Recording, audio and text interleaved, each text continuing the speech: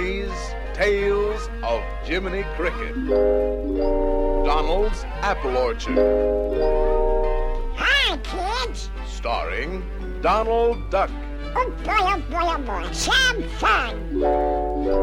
And here's the little fella who always has a story for us, Mr. Jiminy Cricket. Hi, friends, both young and old.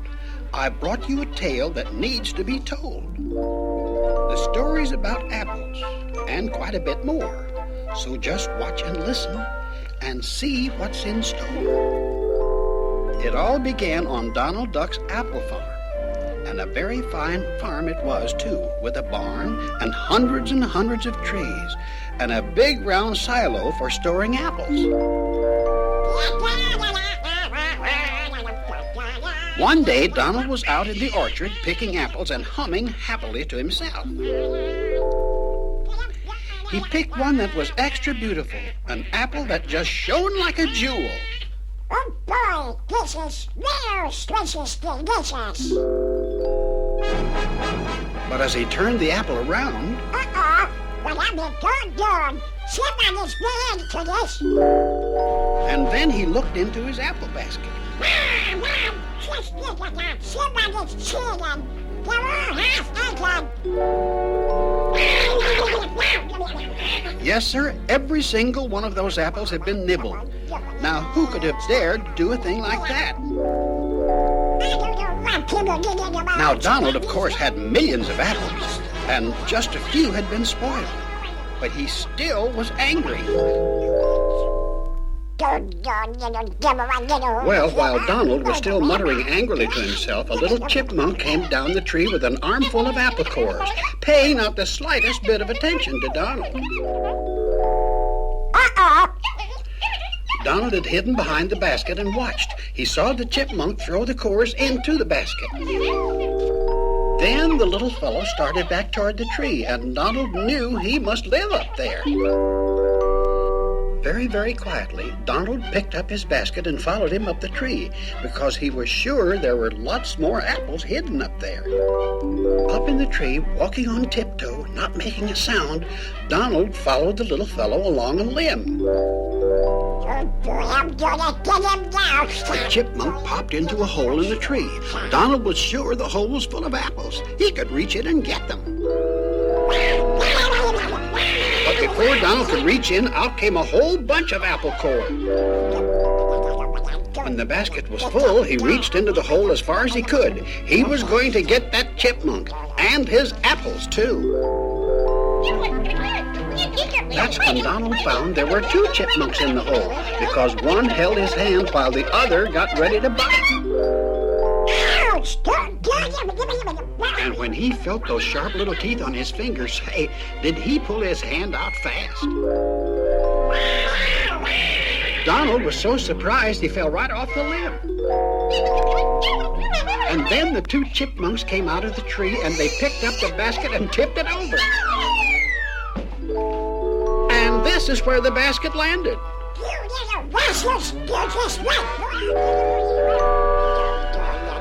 Now Donald was really mad. He started off to his barn, determined to get rid of those chipmunks. I'll show those fellas. They can't do this to me. I'll get them, no matter what it costs. He had something in his barn that really would stop them eating his apples. They'd only taken a few, but nevertheless, he was as mad as a duck can be, and that's pretty mad. In a moment, he came out of the barn in a helicopter.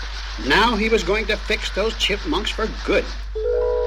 He flew the helicopter up to the door of the barn loft. Then he went inside to get something he had in mind. And this is what he planned to use. Insect powder. I'll spray them away fast. He took the insect powder and filled up the sprayer on the front of his helicopter. Then he flew toward his orchard as fast as he could go. He circled back and forth, around and around over the trees, spraying the ones where the chipmunks were. After he'd sprayed everything, he flew up to the tree where he knew the chipmunks lived, and he parted the branches and peeked inside.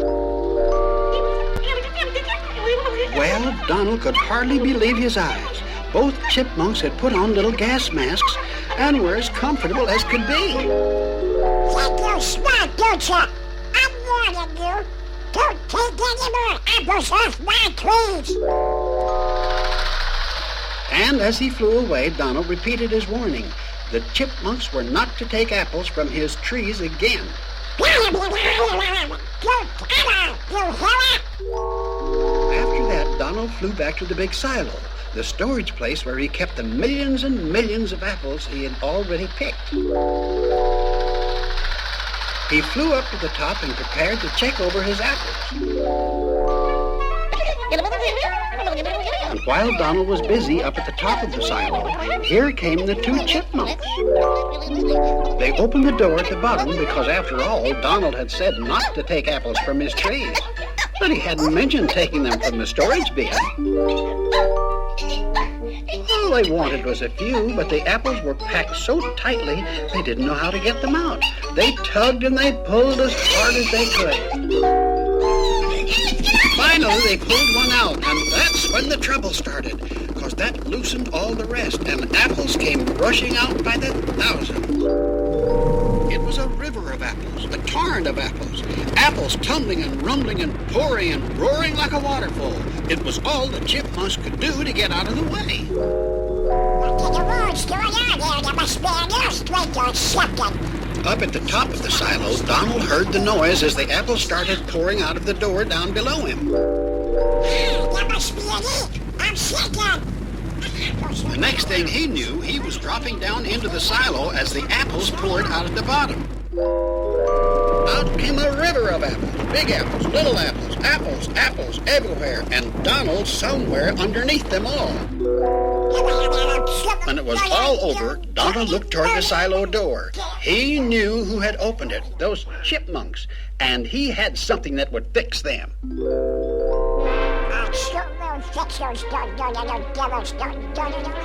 Angrily, he headed for the barn. He was going to get rid of those two little pests. In the barn, he gathered up all the insect powder he had, arsenic and acid and even atom dust. Then he took the whole armful of bottles and poured them into the helicopter. Last of all, he opened a little box that contained something especially powerful. Atomic pills. That's what was in that little box. When they went off, those pesky little chipmunks would leave and never, never come back again. Very, very carefully, he dropped the atom pills into the spraying mixture in his helicopter. Now he was all ready. He got in and started off, looking for those chipmunks. Well, by this time, the chipmunks were gathering up the apples they had spilled out, and they looked up and saw Donald coming. Donald whipped the helicopter around and aimed, and out came an atomic pill. The chipmunks saw it coming and ran away as fast as they could. Oh, what an explosion! It was heard for miles and miles around. And when it was all over, this is all that was left of Donald's silo. Now Donald was badder than ever because he blamed the chipmunks for what had happened to his silo. Again he turned the helicopter around in midair, and again he fired an atomic pill. By this time, the chipmunks were in Donald's barnyard, running past the chicken house. Suddenly, the chipmunks turned and ran to one side, but the atomic pill headed right for the chicken house door. Right up the runway it bounded, and right into the chicken house. Up in the air, Donald saw what was happening, and was he worried. Oh no, this can't be! Inside the chicken house, the atomic pill bounded right toward a nest. It landed on the straw right in front of the hen, and she didn't even know what it was. But it looked as if it might be good to eat. So she ate it. Donald came rushing in, and he couldn't see a trace of his atomic pill. But just then the hen laid an egg, and it came rolling down the chute. How about that? Donald picked up the egg, And was he delighted. It was the biggest egg he'd ever seen. Oh boy, look at that, 7! Uh-oh, something mysterious going on around here. But then he heard a very strange sound, a loud ticking noise. Oh, what a bang! And when it was all over, there was no chicken house, no feathers on the hen, nothing but a big, deep hole in the ground.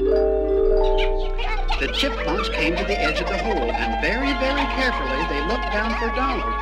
Where was he? Then, from far, far down in the hole, they heard voices. Oh, Donald Duck, welcome, honorable sir. You are now in China. China? I'm in Shanghai! No, this is Hong Kong. Happily, the chipmunks shook hands. Donald wasn't hurt. He just learned a lesson. And when he got back from China, they'd all be friends. Well, as you can see, Donald Duck's returned. But can you guess what he has learned? It's a lesson we all must learn somehow. So you talk it over, here and now. See you again.